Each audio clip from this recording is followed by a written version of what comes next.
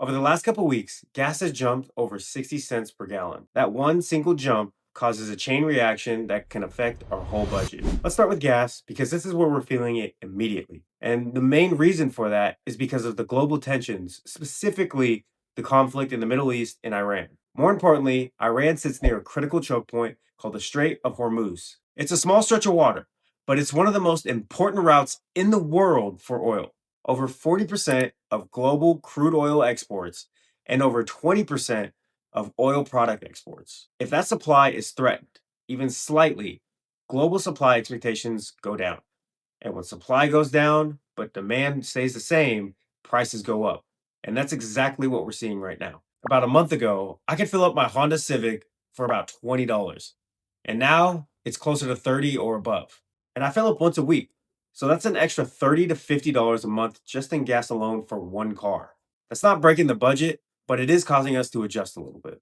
We've gone ahead and updated our budget to assume that gas prices are going to continue to be more expensive. Then on a practical level, we've been filling up at Sam's Club as much as we can to try to get a better price for gas. And we're still using a credit card to pay for gas to try to get as many points as we can. And none of these changes are huge on their own, but when costs are rising everywhere, sometimes these small adjustments can make a difference. But rising costs are only one side of this. At the same time as expenses going up, there's something shifting quietly in the background: income stability. The unemployment rate as of February 2026 is about 4.4%. And by itself, it's not all that concerning. A normal range is about 4 to 5%. But when you zoom out over the last few years, you can see unemployment rate slowly starting to trend up. Not a spike or crisis, but moving in the wrong direction. And when you look deeper, in February, the total non-farm payrolls was down about 92,000 jobs. That's a shift from a gain of about 126,000 jobs in January. Breaking it down even further, tech jobs were down about 11,000 jobs, and government jobs were down about 10,000 jobs. And government jobs are down about 330,000 jobs since the late 2024. Healthcare dropped about 28,000 jobs, but that seems to be temporary because of certain strikes. So it doesn't mean the job market as a whole is collapsing, but it is showing some weakness in certain areas. And that does matter. Now keep in mind, these numbers get revised all the time. So the first report you see isn't always the final number. But when you combine everything together, you can start to see the picture being formed. This doesn't mean you're going to lose your job necessarily, but this is something to keep an eye on. And when income becomes less predictable, families start leaning on other options to pay for things.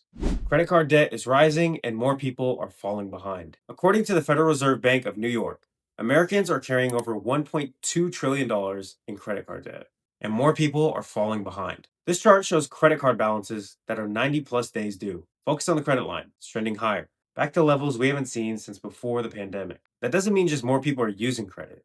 That means people are falling behind on it as well. But there's a big difference between using credit cards and carrying credit card debt.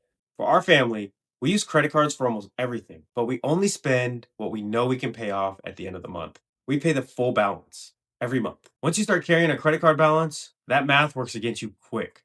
So for us, credit cards are a tool. Points and benefits, all the good stuff does not matter if you're paying interest every month. And when that happens, people start looking for other options. 401k hardship withdrawal activity has increased from 5% in 2024 to around 6% in 2025. Now, to be fair, it is easier to access these funds now. So it's probably a mix of real hardships and also easier access. But either way, it's not a great sign. People are pulling from their future. Some people use it to make large purchases, but most people use it because they need cash. And when you look at savings accounts, most families don't have a large cash buffer. People start out pulling from their savings. When their savings runs out, they turn to credit. And when they can't use any more credit, what they do is they pull from their retirement. And that's exactly what we're trying to avoid. So for our family, we're focused at keeping a healthy emergency fund. So any windfall or extra money is going directly to our savings. Because right now, liquidity is king with all the unknowns. And we're not trying to predict the economy.